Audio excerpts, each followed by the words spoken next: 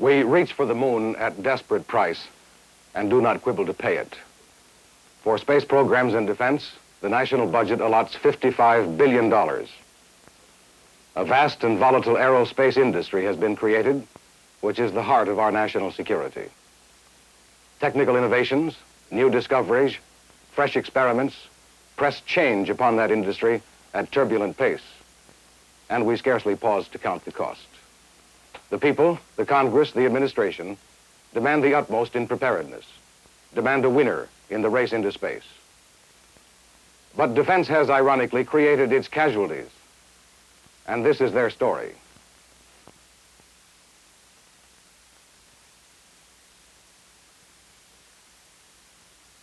In 1957, the aircraft and missiles industry employed nearly 930,000 workers. By now, 250,000 of these jobs have disappeared, nearly all of them the jobs of production workers. We are not dealing here with machines, but with people, men and women with families, mortgages, limited resources, and limited mobility. Few Americans were aware that at the very moment when a magnificent effort in coordination and precision planning was thrusting the free world's first astronaut into orbit, bringing this nation's pride in skilled and daring performance to an unreached peak, some 6,000 to 8,000 of the production workers who'd made vital components of the Friendship 7, those skilled teammates whom Colonel Glenn saluted on his return from space, were under sentence of unemployment within the coming few weeks. In 1957, when the Air Force decided to phase out production of the F-84 Thunderjet, production employment at the Republic Aviation Corporation in Farmingdale, New York, dropped by more than one-half. 1 year later, Republic was asked to recall its workforce to build the F-105. And scarcely 3 years later, a sudden Defense Department decision to cut production of the F-105 threatens to slash a workforce of 15,500 to barely 2,500. So too with the closing of the Fairchild plant on Long Island, and with the government's cancellation of the Navajo contract in midweek, followed by thousands of termination slips for North American aviation workers by the end of that same week. These are regrettably typical examples. Expansions and contractions, equally severe, may be found in the recent histories of nearly every major plant in the aerospace industry: Martin, Lockheed, Douglas. In each case, production workers have been dealt with as being expendable. For them, no cost plus. For them, no termination insurance. Expendable. But 500,000 of the production workers left in the aerospace industry are represented by two unions, the International Association of Machinists and the United Automobile, Aircraft, and Agricultural Implement Workers. Meeting in joint conference earlier this year, some 250 delegates of these two unions developed a 4-point bargaining program for this year's negotiations with the aerospace industry, which is designed to put a foundation of job and income security under production workers in the industry for the first time, and to rectify several other injustices which have afflicted such workers for years.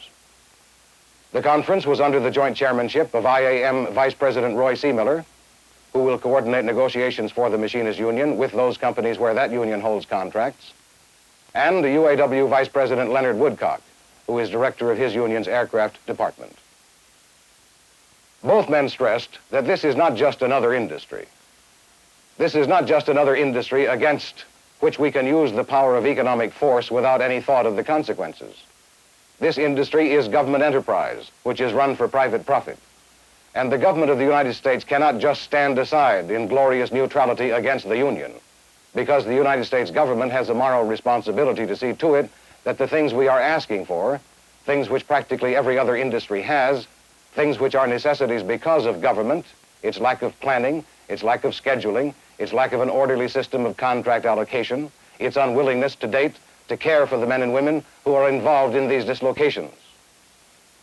In summary, Woodcock said, we can only meet this problem on an industry basis, with government support.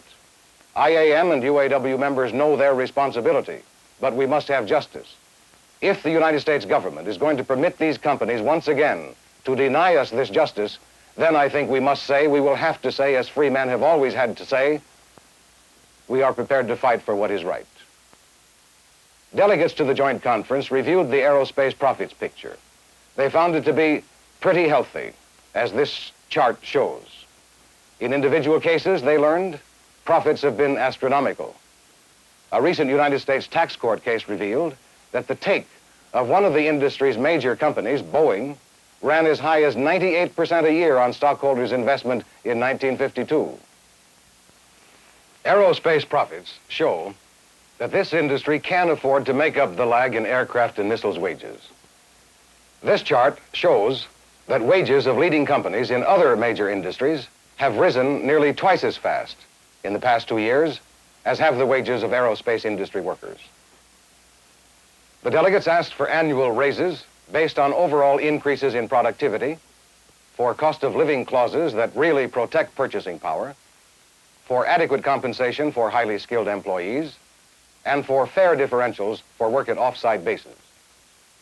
The delegates agreed that supplemental unemployment benefits and separation payments, like those established in other industries, might be beyond the means of some of the companies individually. Consequently, the conference proposed one of two things: that government procurement agencies reimburse each contractor for SUB and separation payments made to laid-off employees, charging such costs to all funds obligated for aircraft and missiles, rather than to a particular contract, or if an industry-wide fund is to be established by uniform contribution by employers, then government must recognize that it has the responsibility of ensuring the solvency of such a fund. 90% of the sales of this nation's 15 major aircraft and missiles companies, with which these two unions bargain, are to the government. Approximately 2/3 of all the plant and equipment operated by these companies belongs to the government. The industry is already a quasi-public industry, and government can no longer shirk a responsibility to those employed in it. The less so when the government's procurement policy of rotating contracts among the various companies in order to maintain standby capacity means government-planned insecurity for the very workers whose efforts contribute so much to the security of others.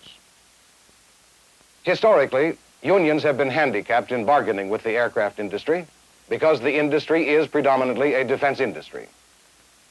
But Congressman Frank Kowalski exposed to the conference a further reason why industry management has been willing to force issues to the point of a strike. He said, "There you have it.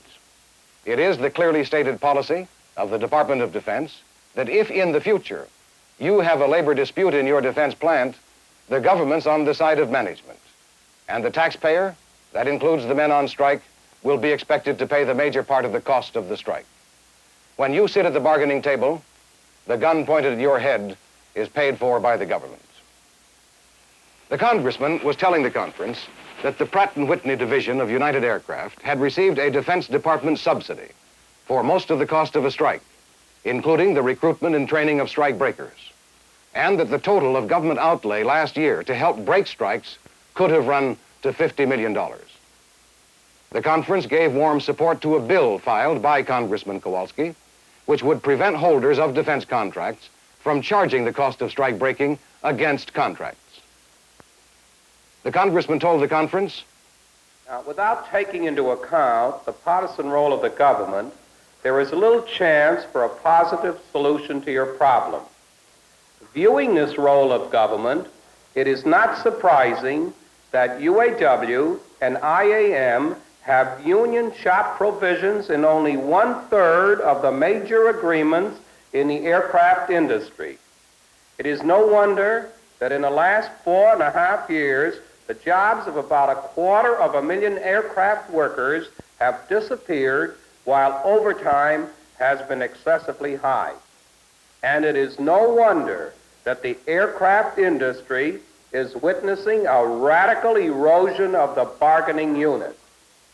It is time then for all of us, for labor, management, Congress, the administration, and the public, time for us to begin the search for a new policy, a policy that will take the government out of its role, partisan role, and to assign it a more constructive, a more flexible, a more human role, a policy that is truly in the national interest." Delegates to the joint conference reaffirmed their determination to make the union shop a major goal. In other industries, more than 90% of the major collective bargaining agreements provide for the union shop. Only 1/3 of the aerospace contracts provide such protection. The union shop is needed to ensure stability in labor relations, needed to guarantee every employee a voice and a vote in union affairs. At the same time, the delegates asked for restrictions against subcontracting and other methods of diverting work which is normally performed by IAM and UAW members. A special wage policy resolution expressed the opposition of both unions to rigid job evaluation plans and vague job classifications that interfere with fair wage determination. The delegates also asked that old-fashioned merit rate ranges be abolished as they have been in other major industries. Another resolution pointed out that insurance plans covering aerospace workers are out of date. As this chart shows, employer contributions toward comprehensive insurance plans range from 15 to 18 cents an hour in other major industries, but in aerospace, such contributions are limited to 3.1 to 5.6 cents an hour. The delegates asked that aerospace employers assume the full cost of health insurance benefits for all employees and for their immediate families. They asked that employers contribute at least half the insurance premiums for retired employees.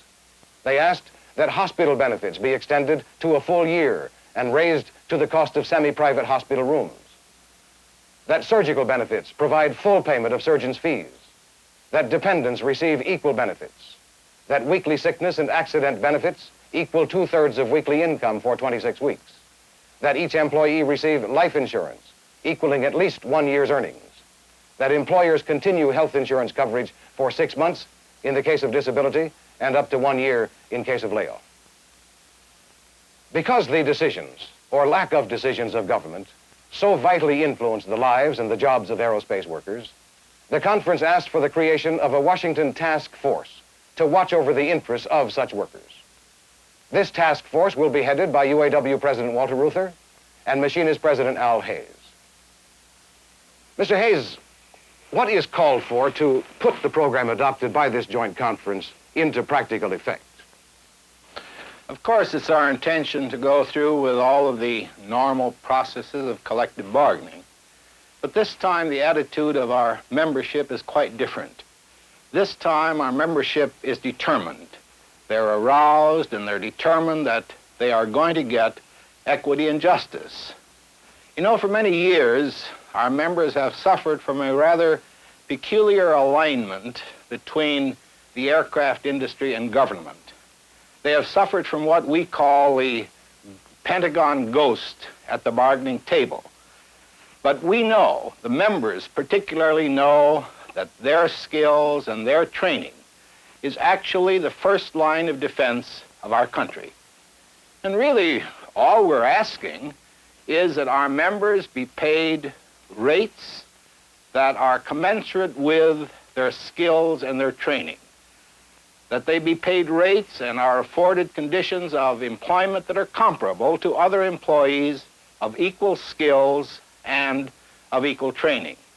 We know and our members know that our demands in this industry are justified, and we sincerely hope that our government as well as the industry itself will realize this and will come through this year and grant this equity to our people. Now, we realize, of course, that there are many people who feel that a work stoppage or a strike in such an important and crucial industry is unpatriotic.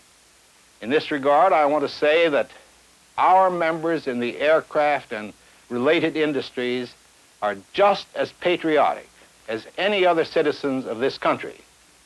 But we know that our members cannot and will not sit by indefinitely and permit either the government or the industry or both to exploit that patriotism. And in the forthcoming negotiations, we know that they will not accept any proposal or any settlement, regardless of where the proposal or settlement comes from, whether it comes from government or from industry, that does not provide equity and justice for all the employees in this very crucial and very important industry. Mr. Ruther, does that comment by Mr. Hayes pretty well speak for UAW members in the aerospace industry as well? It certainly does. The leadership of the UAW and the IAM and the membership of our two great organizations are going to be standing together at the bargaining table this year, determined to win for defense workers and their families a fuller measure of economic and social justice. We take the position that as Americans, we're going to do everything we can to build strongly the national security of our nation so that we can deal effectively with the threat of communism. But we raise this question: why can't the workers who man these great defense industries have job security and make that job security compatible with our national security? And therefore, we're asking the simple question that workers in defense plants who do first-rate jobs ought to be compensated as first-class economic citizens. Now, we do not believe that the defense industries or the government have met their responsibility to defense workers and their families. And we are determined this time at the bargaining table to secure a greater measure of job security for defense workers and their families. The government makes the decisions that causes the sharp fluctuation in the placing of defense contracts. But the government makes provisions for compensating industry when industry must absorb the economic shock of contract dislocation. And we believe the government is obligated to do no less for its defense workers. Other industries in America have worked out supplementary unemployment benefit plans to provide a cushion against dislocation of its workforce.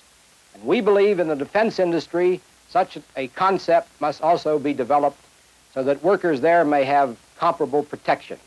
But one of the practical problems results from the fact that the defense industry contract placement fluctuates so sharply that one corporation may not have adequate resources to provide the funds necessary to pay SUB benefits. And therefore, we are going to ask the government to help create and finance an industry-wide fund so that these resources will be available to provide workers this measure of protection. Although the nation's aerospace workers have played vital roles in blazing the trail which will lead ultimately to other worlds, they are doing no trailblazing in this year's collective bargaining demands. Of both the industry and of the government, whose decisions control that industry, they ask only justice. Justice in forms and in measures already established parts of the lives of millions of other workers. As the working architects of the national security, they are not, and they will not remain expendable.